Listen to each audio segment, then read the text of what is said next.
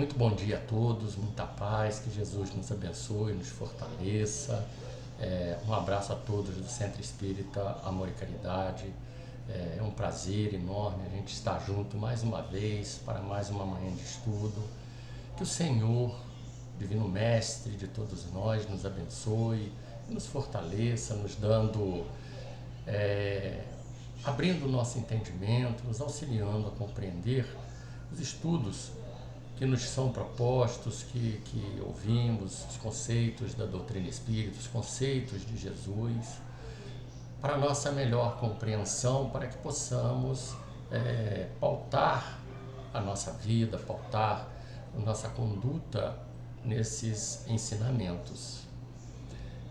Nos foi proposto para a manhã de hoje falar um pouco sobre os princípios básicos ou fundamentais da doutrina espírita.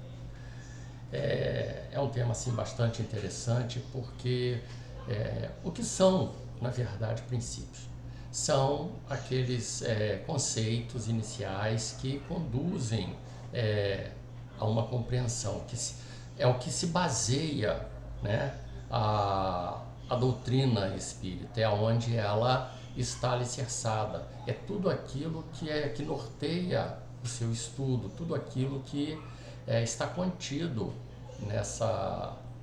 nesses conceitos, né? Então, o básico é aquilo que inicia, aquilo que está em início, que está lá no princípio, norteando as demais conclusões. Então, a doutrina se baseia em alguns princípios. Nós ouvimos, né, muito falar sobre os 5 princípios básicos, que são crença em Deus, crença na imortalidade da alma, crença na pluralidade das existências ou reencarnação, crença em mundos habitados, né, em vários mundos habitados, e na comunicabilidade com os espíritos. Isso a gente ouve sempre. E já ouvi outros também colocarem que há 9, né?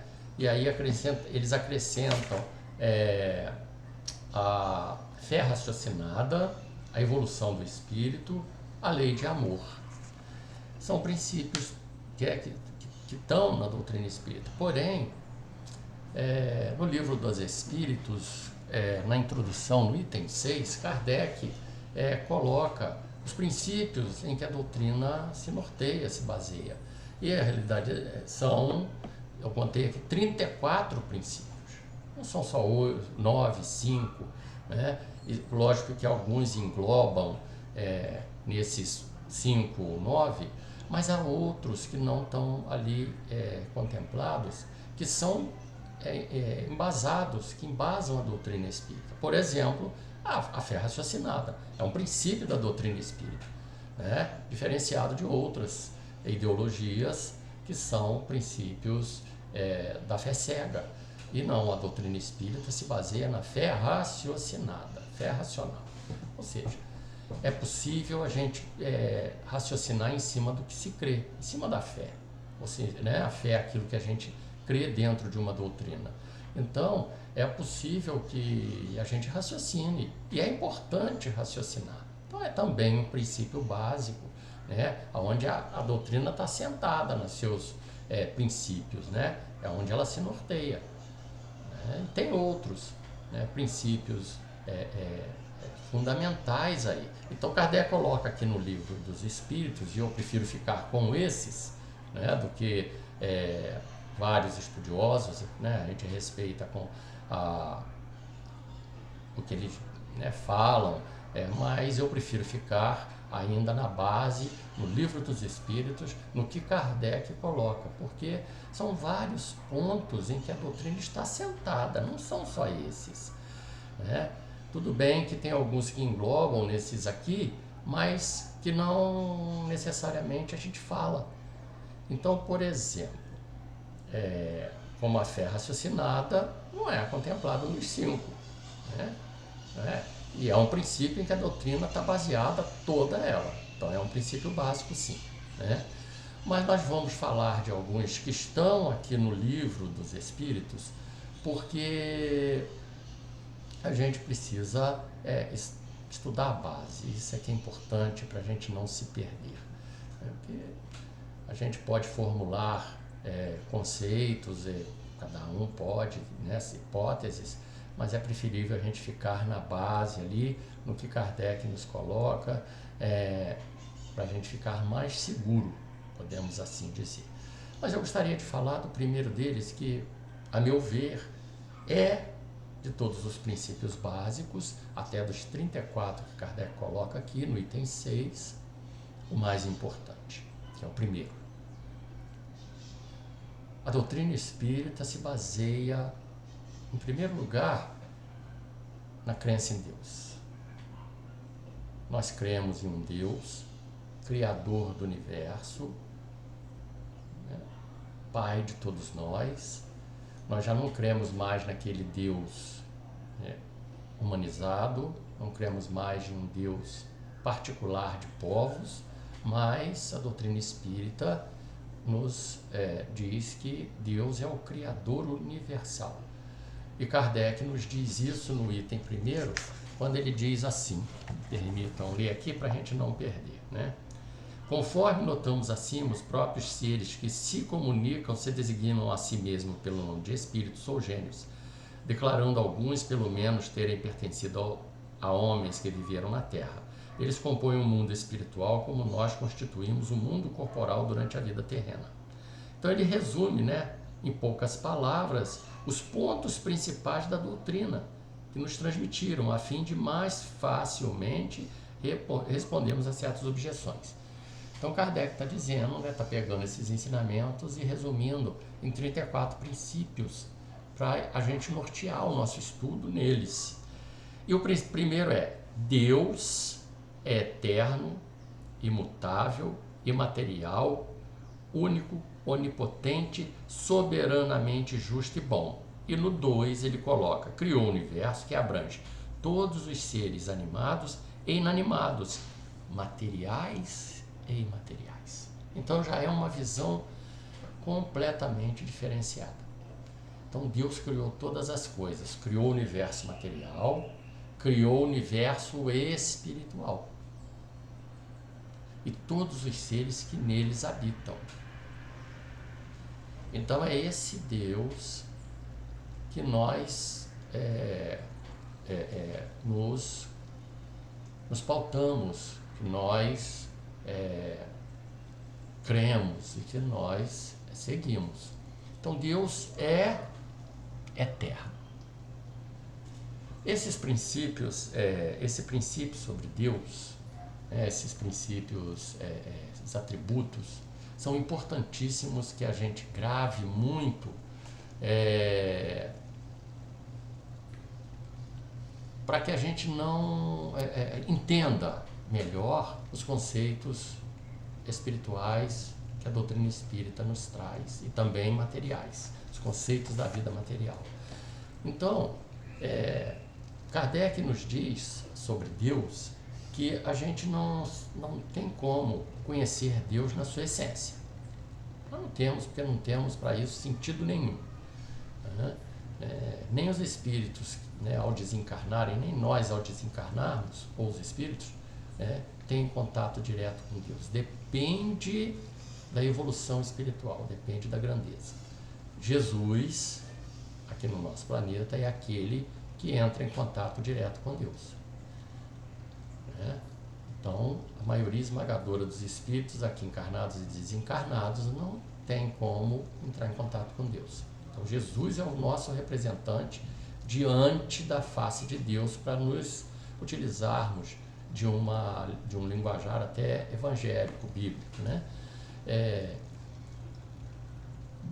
Jesus compreende Deus e realmente entra em contato com Deus. Agora, Kardec também nos diz que a gente não pode saber tudo que Deus é, mas nós podemos saber o que Ele não pode deixar de ser para ser Deus. Ou seja, Ele tem alguns atributos que, para Ele ser considerado um Deus criador de tudo, Ele precisa ter esses atributos. Então já facilita muito a nossa compreensão da divindade, do Criador universal.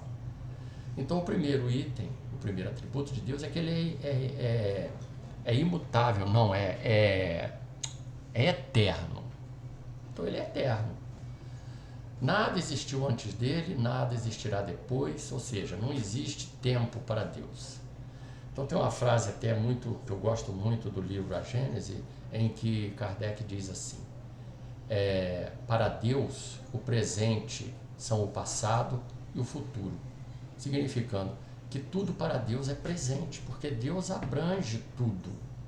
Ele é eterno. Sendo eterno, ele é infinito. Só Deus é infinito, porque Deus abrange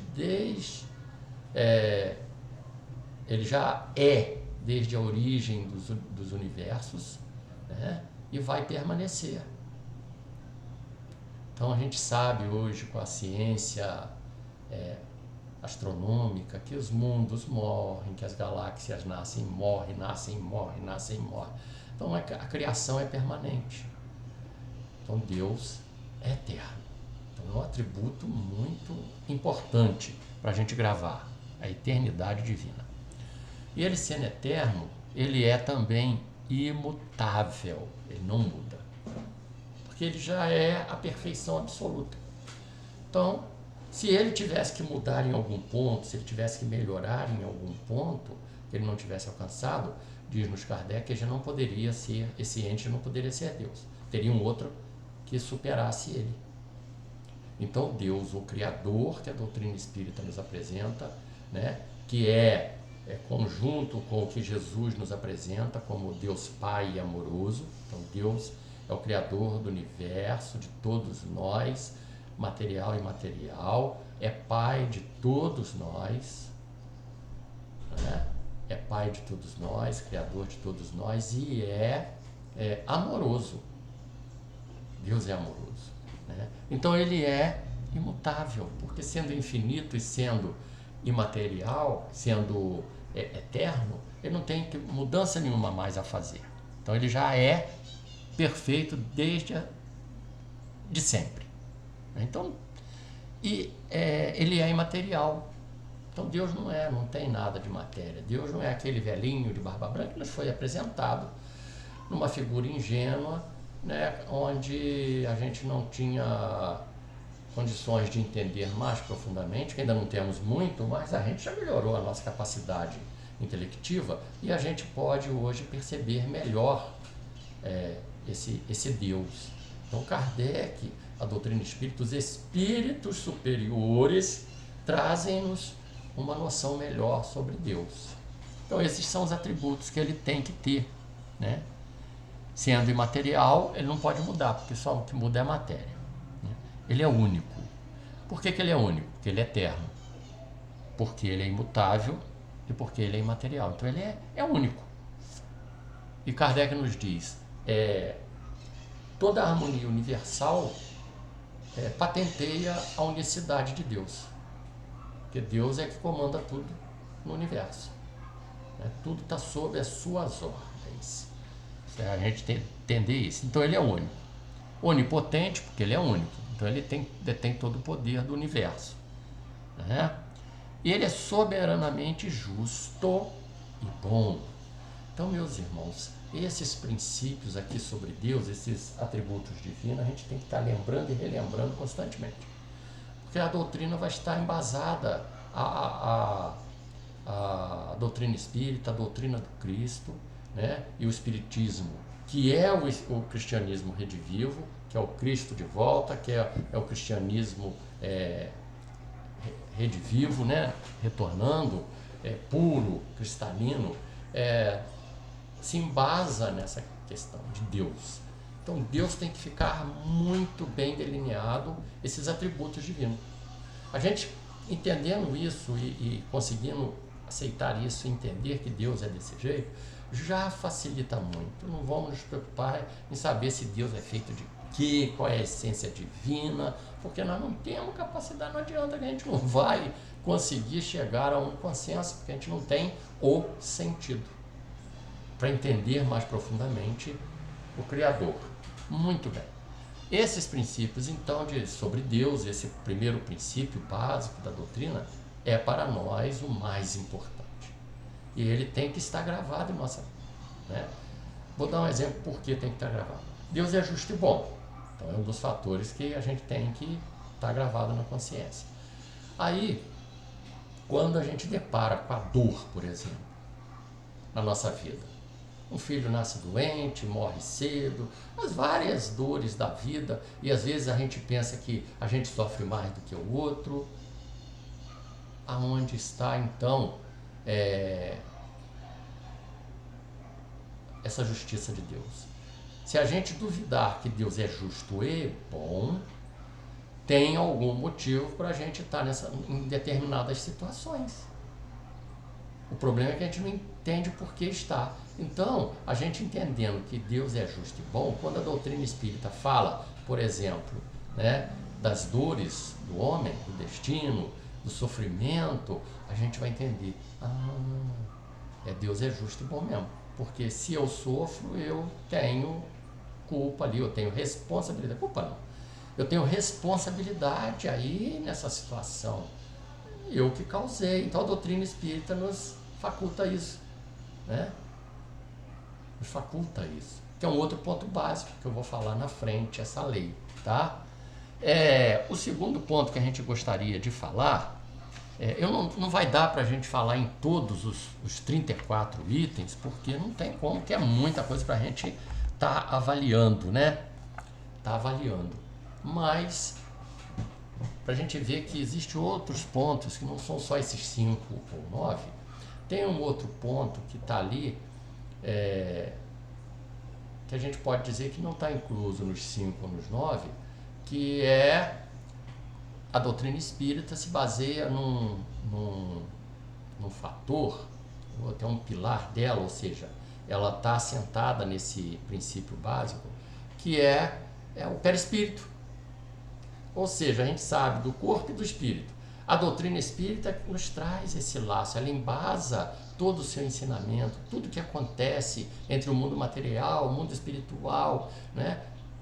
É embasado nesse ingrediente ou nesse contexto desse produto do fluido cósmico universal, né? Que também para nós o fluido cósmico universal é um outro princípio que a doutrina se baseia. Tudo está dentro desse fluido cósmico universal e o perispírito está lá. Então o perispírito é um produto do fluido cósmico universal. Então a doutrina se baseia em cima do fluido cósmico universal, ela nos ensina, né? O corpo está contido dentro do fluido cósmico universal, o perispírito está contido, os mundos estão contidos. Então o fluido cósmico universal embasa todos esses ensinamentos. E o perispírito é um agente importantíssimo para a gente entender. Então é também um princípio básico. Não é só a reencarnação, né? O espírito reencarna. Como, de que jeito e tal? Então, sim, se baseia no fluido, no perispírito, né? Que para Kardec é o corpo do espírito, né? É o corpo do espírito. E ele põe um outro princípio básico aqui, em que ele baseia também, é sobre o homem, né? O que é o homem? O homem são 3 coisas contido para ser o ser humano. Então está embasado também isso aí. É o corpo material, que é análogo ao dos animais, e animado do mesmo princípio vital. Mesmo princípio vital. 2, a alma, o ser imaterial, espírito encarnado no corpo. E o terceiro, que é o laço que prende a alma ao corpo, princípio intermediário entre a matéria e o espírito, que é o perispírito que ele fala aqui, né? É esse perispírito que vai fazer a ligação. Então olha só que importante, que ponto básico importante, que a gente não pode perder de vista, meus irmãos, sobre esses conhecimentos. Então é um princípio básico, porque tudo que a gente for falar, comunicabilidade, sobre a reencarnação, está lá o perispírito, né? Tá lá. Eu sei que eu reencarno. Tá, você reencarna. Mas quais os princípios da reencarnação? É um princípio básico, mas a doutrina, porque princípio básico é tudo aquilo que uma doutrina se baseia. para transmitir seus ensinamentos. Então, o perispírito é também um princípio básico importantíssimo que a gente não pode deixar de lado de jeito nenhum, né? Outro princípio importante que eu julgo, assim, todos eles aqui são importantes, me perdoem, mas eu escolhi assim os menos falados para a gente fazer um passeio sobre eles, e é importante a gente estudar. Então, o espírito não é, pois, um ser abstrato, indefinido, só possível de conceber-se pelo pensamento. É um ser real, circunscrito, que em certos casos se torna apreciável pela vista, pelo ouvido e pelo tato. Então, para Kardec aqui, para os espíritos, né, o espírito é um ser real, não é algo imaginário. Então ele tem um contexto, ele é circunscrito. O que é circunscrito? Tem uma forma. Né? Circunscrito é isso, ele pode formar uma delimitação através do perispírito. Então é um ser concreto, né? Ele é concreto e circunscrito, né? E que em certas condições a gente pode até palpar. Pode ter, né? Foram feitas experiências que o espírito deixa marca de dedo, de pressão na mão e deixa, né? Então é um princípio. Qual é o que faz isso? Perispírito. Pela condensação do perispírito, ele torna apreciável pela vista, pelo ouvido, pelo tato, né? Aí cheiro, uma série de coisas. Então o perispírito é muito importante. E o espírito, para Kardec, vou falar para vocês, é o 12º princípio básico que Kardec coloca aqui nesses 34. Né? O espírito não é, pois, um ser abstrato, porque ele baseia no perispírito aqui. Né? Ser abstrato, indefinido, só possível de conceber pelo pensamento. Então, até então, na época de Kardec, se concebia o espírito assim, algo flamejante, que não tinha um contexto, né? E, no entanto, Kardec coloca que os espíritos dizem que é um ser real. É um ser real. É circunscrito, tá? Circunscrito. Palavra circunscrito. E está circunscrito lá no original francês, tá? Eu vou falar pra gente aqui o que seria esse circunscrito.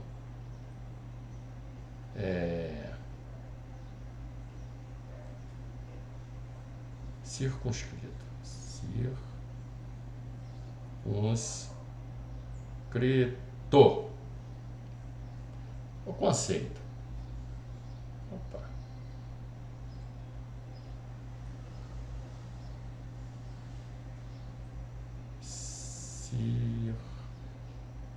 Circunscrito. Vou ver para vocês aqui. Não está dando aqui, não sei porquê. Eu estou sem internet. Bom, mas porque na realidade circunscrito é isso, ele é circunscrito, ele tem uma circunscrição, né?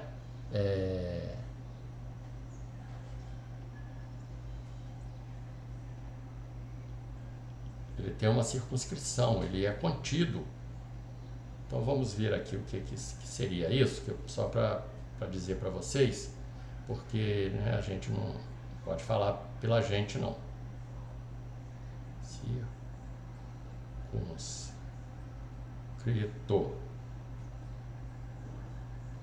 Limitado por linha ou superfície. Então ele é limitado, ele tem um contexto ali, né? Nesse contexto, para a gente entender. É assim que o espírito aparece para nós, é assim que o espírito se materializa, é através do perispírito, e a partir disso, então, ele torna esse ser real e circunscrito, né? Ele não é só pelo pensamento, ele realmente existe, né? No contexto do mundo espiritual. Então esse é mais um dos princípios que Kardec nos fala. Um outro, 17º, a encarnação dos espíritos se dá sempre na espécie humana.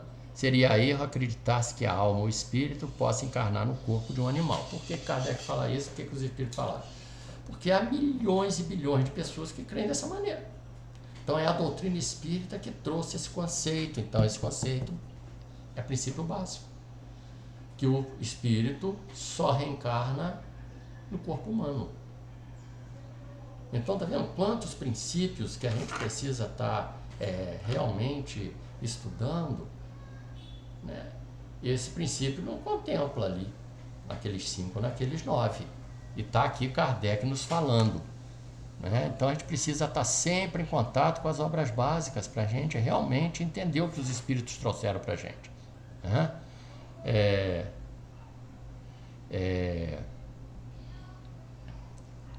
Esse é um desse contexto, né? A gente não reencarna em outras espécies. Ele fala aqui, deixa eu ver um outro aqui.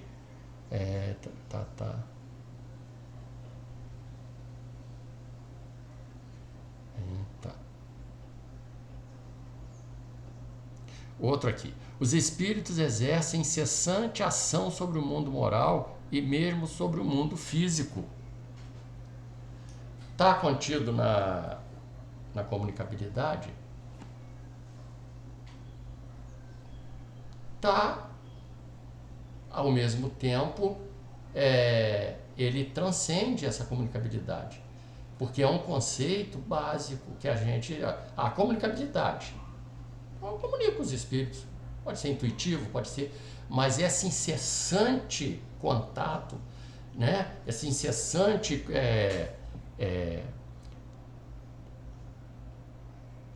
sobre nós, né? Constante contato, incessante ação sobre o mundo moral e mesmo sobre o mundo físico. Então eles atuam sobre a matéria. Então olha só, a comunicabilidade é comunicabilidade. Porém, essa ação é um outro princípio básico. Como eles exercem? Pesadamente, eles estão em contato conosco o tempo todo e eles interferem. Então a interferência do mundo espiritual, dos espíritos sobre o mundo material é um princípio que a doutrina se baseia. É um princípio que a doutrina se baseia. E a gente não pode esquecer disso. Esse é um princípio importantíssimo, né? Que ele vai nos dando aqui, ó. E o outro princípio que a gente não pode esquecer, e o outro princípio que a gente não pode deixar de falar aqui, o princípio da doutrina espírita é o mesmo que o do cristianismo, quando Kardec nos diz assim no 32. A moral dos espíritos superiores se resume como a do Cristo, nesta máxima evangélica: fazer aos outros o que quereríamos que os outros nos fizessem. Isto é, fazer o bem e não o mal. Neste princípio encontra o homem uma regra universal de proceder, mesmo para suas menores ações. Então a doutrina espírita, meus irmãos, está embasado em cima desse contexto cristão. Por isso que doutrina espírita e cristianismo é uma só e mesma coisa na palavra de Paulo no Evangelho. Doutrina espírita é o cristianismo redivivo, E aí essa máxima é um princípio da doutrina espírita. É um princípio que não está contemplado nos 5. Porque a gente pode crer em Deus, a gente pode aceitar Deus, mas não necessariamente eu possa fazer essa conexão. Então a doutrina espírita baseia-se, né, nesse processo imoral do cristianismo. Aí está a relação do espiritismo com o cristianismo, né? São realmente a mesma coisa. E é um outro princípio que a gente não pode perder de vista de jeito nenhum. Então, meus irmãos, voltando ao contexto do primeiro princípio básico que a gente disse aqui, que para nós é o mais importante, é que a gente precisa estar sempre relembrando, sempre voltados para o estudo desses princípios básicos, e principalmente sobre Deus. Porque tudo que nós formos estudar na doutrina espírita, se a gente não tiver em mente esse contexto dos atributos divinos, né, principalmente a justiça e a bondade, né, quando na lei lá de amor e caridade, justiça, amor e caridade, que Kardec coloca no Livro dos Espíritos, na terceira parte, ele nos diz que não existe justiça sem amor e nem amor sem justiça. Então vamos colocar um ponto. Eu sofro uma injunção e o outro não. Eu sofro um problema, uma situação difícil na minha vida e às vezes um irmão meu não sofre, né? E por que eu sofro e o meu irmão não sofre, que é da mesma família, do mesmo contexto? Por que gêmeos nascem, um nasce doente, desencarna, vive com dificuldade, o outro vem com toda a saúde dentro do mesmo processo de barriga? Então tudo isso é com a justiça e bondade que a gente vai estar tendo que analisar. Então, a gente tendo isso em mente, nós vamos buscar conceitos, buscar explicações para nos responder.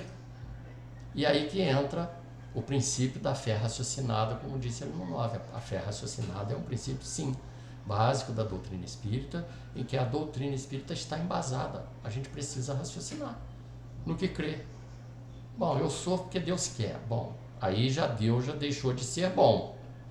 Porque ele quer que eu sofra, o outro já não quer, ele não quer que o outro sofra, o outro é melhor do que eu. Ou seja, ele tem privilégio diante de Deus e eu não tenho. Por quê? Se eu sou criado igualmente, né, com ele, né? Nós somos criados igualmente. Igualmente, que é um outro princípio que a gente pode anunciar, que é Deus nos cria simples e ignorante, igualzinho. Então a doutrina toda também está embasada nisso, quando fala da criação de todos os seres. Nós somos criados simples e ignorantes. Esse é um outro princípio que a doutrina embasa. Então são quantos, né, que a gente pode estar falando sobre eles. Então, meus irmãos, é isso que a gente gostaria de falar. Não poderia falar outros aqui, mas não dá, né, o nosso tempo. Mas foi muito bom a gente estar relembrando esse estudo, a gente está falando sobre esse contexto, porque princípio é aquele que a gente tem que alicerçar para a gente entender os restantes, para a gente ir aprofundando esse conhecimento que a doutrina espírita nos faculta, não é?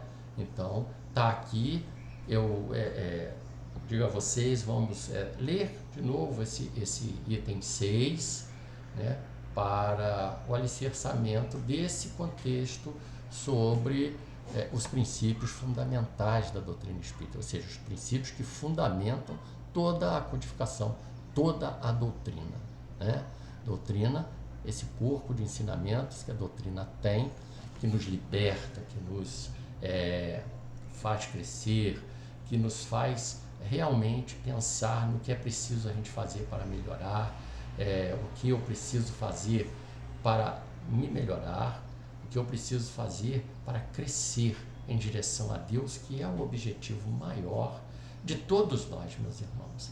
Então eu agradeço a paciência de todos, eu agradeço a atenção, que Jesus continue a nos fortalecer, que Jesus continue no lar de cada um que está aqui congregado juntos, né? Já que Jesus falou que onde tivessem 2 ou mais reunidos no nome dele, ali ele estaria. Então, essa certeza absoluta, Deus está conosco em todo momento que a gente vai falar dele, que a gente vai falar dos ensinamentos, que a gente vai buscar aprender para crescer. Então vamos orar, vamos agradecer a Jesus, ao mais essa oportunidade que ele nos confia de aprendizado, que ele nos confia de trabalho, que Jesus possa nos fortalecer, Jesus possa nos abraçar, que a sua misericórdia divina seja sobre nós, seja sobre toda a terra, seja sobre, nesse momento em que a gente está vivendo de guerra, além da pandemia, agora essa guerra, meu Deus, que desnecessária pela dureza dos corações, que seus trabalhadores misericordiosos possam tocar o coração desse nosso irmão que está infligindo à humanidade mais esse sofrimento. Mas é um filho de Deus, é um filho criado por Deus, igual a nós, apenas ainda não está compreendendo as suas leis, Senhor, de amor, de caridade. Que ele possa receber o abraço amigo dos amigos espirituais de Jesus, que é o nosso governador e amigo. Muito obrigado, Senhor, por mais esse momento de aprendizado feliz. Que a tua paz nos envolva os corações, agora e sempre. Muito obrigado, Senhor. Muita paz, meus irmãos. Jesus nos abençoe sempre. Graças a Deus.